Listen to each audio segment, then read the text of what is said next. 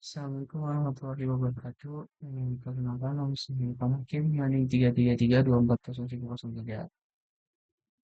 Saya dari kelompok 20 praktikal operasional 1. Nah, di video kali ini saya akan menjelaskan dua modul ya, yaitu modul 3 dan modul 4. Modul 3 itu tentang perencanaan dan pengendalian kerja. Dan yang kedua itu ada modul 4 yaitu program dinamis. Jadi langsung aja ke soalnya. Ini terdapat tiga soal. Yang pertama itu PT Arkanindo merupakan perusahaan yang memproduksi pakaian kerja dalam proses pendistribusian produknya. Perusahaan harus melewati beberapa kota sebelum mencapai kota L sebagai tujuan akhir. Tentukan jalur distribusi yang paling optimal agar biaya transportasi dapat diminimalkan dengan metode forward pass. Nah, di sini kan ditentuin nih metode forward pass. Berarti itu dimulai dari depan, itu dari A. Tahap pertama itu kita harus menentukan tahapan-tahapannya. Di soal kali ini tuh tahapannya dibagi menjadi empat. Yang pertama itu sini A ke B, C, D, E, lalu B, C, D, E ke F, G, H, tahap kedua, terus tahap ketiga itu F, G, H ke I, J, K, dan tahap terakhir itu I, J, K ke L. Untuk menyelesaikan soal ini, kita, atau soal program dinamis ini kita menggunakan software Excel. Di sini saya sudah pindahkan soalnya ya. Jadi forward pass itu berarti mulai dari awal. Itu kota B, kota C, kota D, kota E, dan terhubung ke kota A. Kita masukkan aja angka kali ini itu ada 7, 6, 5, dan 9. Nah, lanjut ke tahap kedua yaitu tahap ke FGH. Nah, jadi di sini tuh kita tulis aja kotanya kota F, kota G, kota H. Nah, yang pertama itu kota F. Nah, di gambar ini kita lihat mana kota mana aja yang terhubung dengan kota F. Itu ada dua, itu kota B dan kota C. Jadi di kota B ini kita tambahkan eh, jarak sebelumnya dengan jarak setelahnya. Jadi 7 tambah 4 yaitu 11. Kota C juga begitu, berarti 6 ditambah 10 yaitu 16. Lalu kita ke kota G, itu terhubung dengan kota C, kota B, dan itu doang. Kayak tadi angkanya sama itu eh, angka angka sebelumnya ditambah angka saat ini ya, di mana 3 ditambah 6.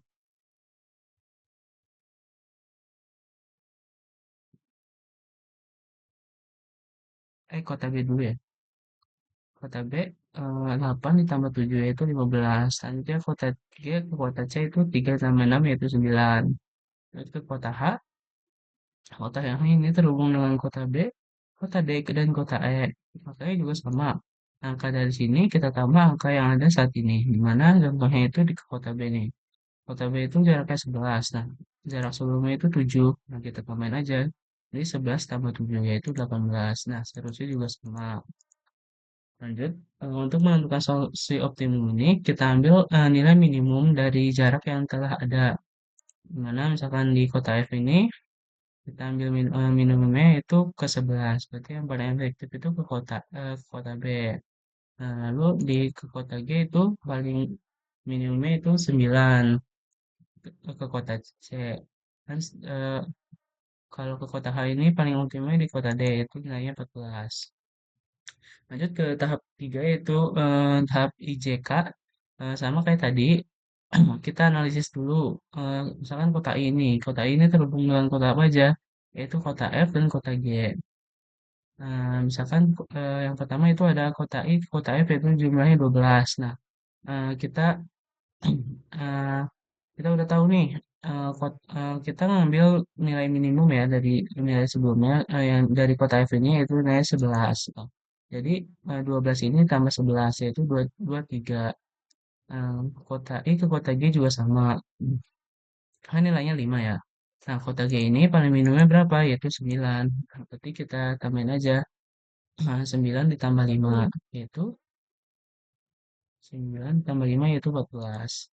Kota J yaitu terhubung dengan kota F, G, H. Ini terhubung semua ya. Jadi kita misalkan kota F nih, kota F itu jarak sebelumnya yang optimal itu ada 11. Nah, jarak C ke F itu 9.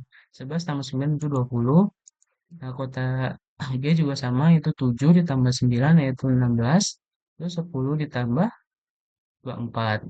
Yang 10 ditambah 14 itu 24. Kota K, kota K hanya terhubung ke kota H.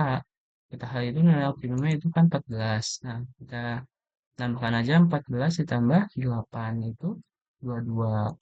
Nah, untuk solusi optimum set 3 juga sama. Kita ambil yang paling minimum. Di mana ke kota I ini paling optimumnya 14, kota J itu 16, dan kota K itu 22. Lanjut kita ke stage terakhir yaitu stage 4 yaitu ke kota L. Kota L ini terhubung dengan I, J, K semuanya ya. Sama kayak langkah sebelumnya itu misalkan kita ke kota I ke jarak kota I ke kota L kan 7. Nah, 7 ditambah nilai optimum dari kota I yaitu 14. 7 tambah 14 yaitu 21. Kota J, kota L itu 8. 8 ditambah 16 yaitu 24. 11 ditambah 22 yaitu 33. Nah, untuk solusi optimumnya itu 21. Nah, eh, udah ke step 4 nih. Yang terakhir itu kita menentukan eh, solusi paling optimal, keputusan optimal, di mana kita mengambil solusi yang paling minimum di setiap kota. Itu yang pertama kota A pastinya itu sumber, lalu kota C ini kota C di mana eh,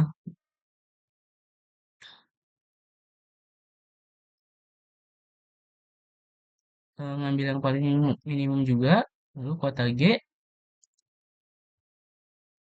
karena di set 2 nya 9 ya, di mana sumber itu dari kota C itu 9.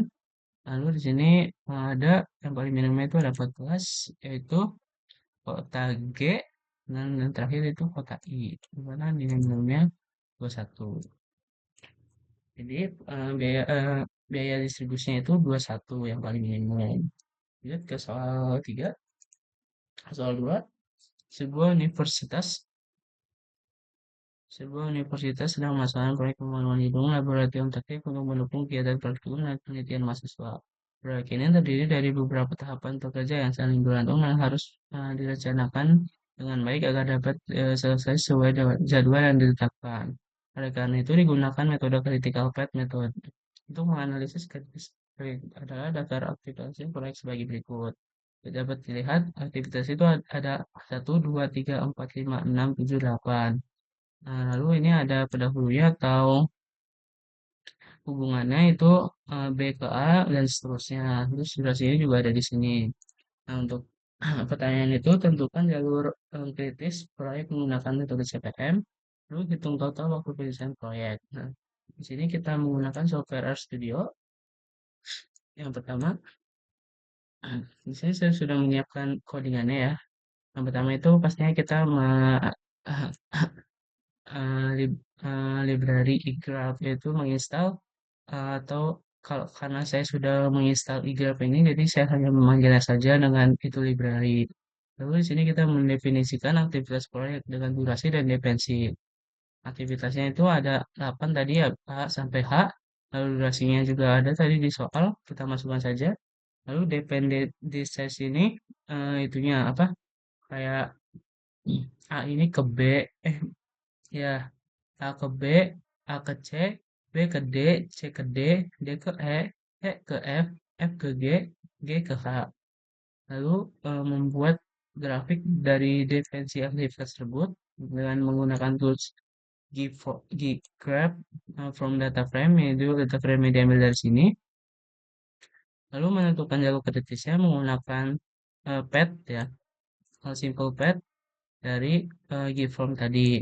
Lalu menghitung durasi untuk setiap jalur menggunakan duration sepipet.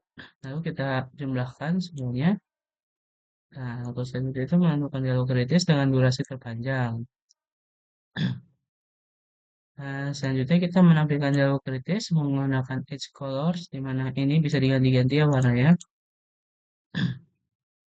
Lalu kita akan menampilkan hasilnya untuk menggunakan cat, jalur kritis proyek, dan total waktu penyelesaian proyek.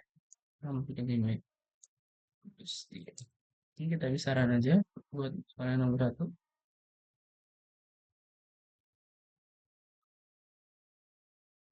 Soal nomor 2 maksudnya.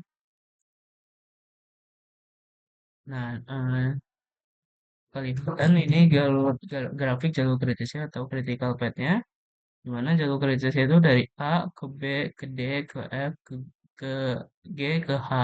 Dengan total waktu penyelesaian proyek itu selama 90 hari. Lanjut, untuk menyelesaikan ini juga bisa digunakan ini ya, PMGM 8. Nah, ini aktivitas timnya kita sini aja. 7, 12, 10, 18.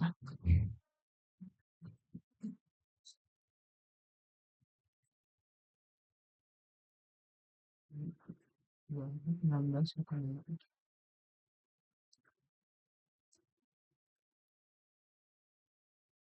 prosedurnya itu eh, prosedurnya itu A A B C K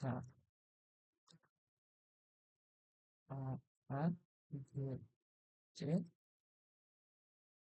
lalu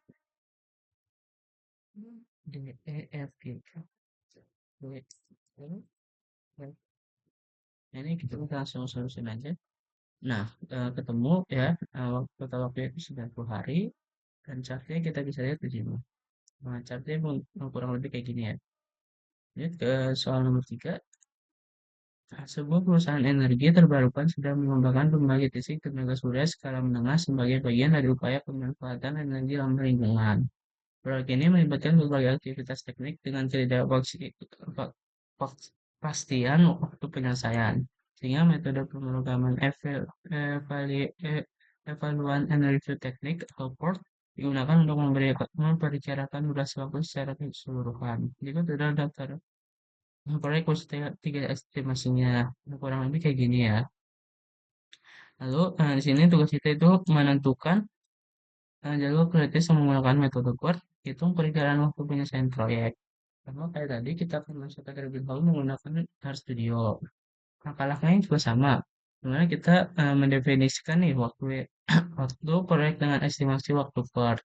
Kita masukin aktivitas, nilai optimisnya, terus paling mungkinnya, nilai paling mungkinnya, dan nilai pesimisnya. Jadi kita menghitung waktu ekspektasi menggunakan rumus per, di mana rumusnya ini aktivitas optimis ditambah 4 dikali aktivitas paling mungkin ditambah aktivitas pesimis dibagi 6. Lalu di sini kita mendefinisikan hubungan antara aktivitas dengan edge, di mana edge ini dimasukkan melalui data frame. Nah, ini kayak itu tadi, kayak prosedur tadi. Kita masukin aja kurang lebih A ke B, A ke C, B ke D, C ke D, D ke E ke F, E ke G, F H, G ke H. Kita membuat grafik proyek dengan menggunakan GitHub sama kayak tadi, menentukan semua jalur dari awal ke akhir sama menggunakan pad dengan datanya itu all simple pad. Lalu menghitung durasi untuk setiap jalur itu menggunakan tools duration di mana kita menginput supply pad function. Kita menjumlahkan aktivitas TE-nya, lalu menentukan jalur kritis, jalur dengan durasi terpanjang, lalu menampilkan grafik kritis. Dan terakhir itu kita menampilkan hasil kayak tadi. Ini kita boleh run aja. Nah, kurang lebih grafik jalur kritisnya kayak gini. Dengan jalur kritis itu A ke C, D ke E, F ke H, E ke F, F ke H. Nah, waktu penyelesaian itu proyeknya sekitar 112 hari. Selanjutnya kita akan menggunakan PMGM, di mana di sini kan ada waktu optimis, waktu paling mungkin dan waktu itu, jadi kita menggunakan triple time estimate.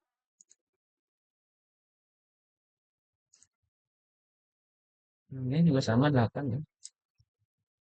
Oke, oke. Nah, di sini kita masukin waktu optimisnya itu ada 10, 12, 14, 18, 10, 12, 12, 14, 15, 20, 19, 20, 16, 17,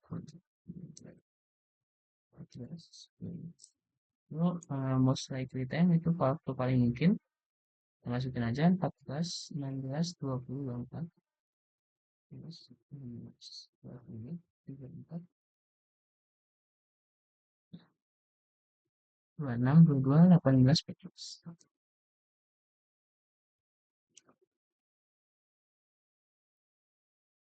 19. 22, 18, 19.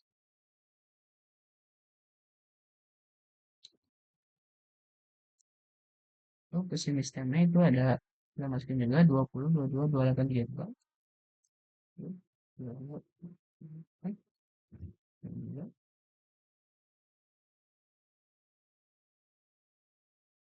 34, 30, 34, 30, 26, 20.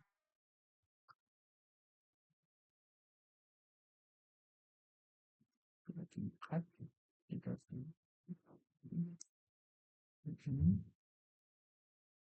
26, dan 20. Kita masuk ke prosedurnya dengan prosedur itu. Jika ini ya A, B, C, D, E, E.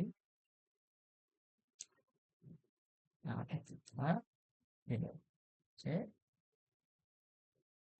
D, E, terakhir itu F, E. Nah, kita bisa langsung stop aja.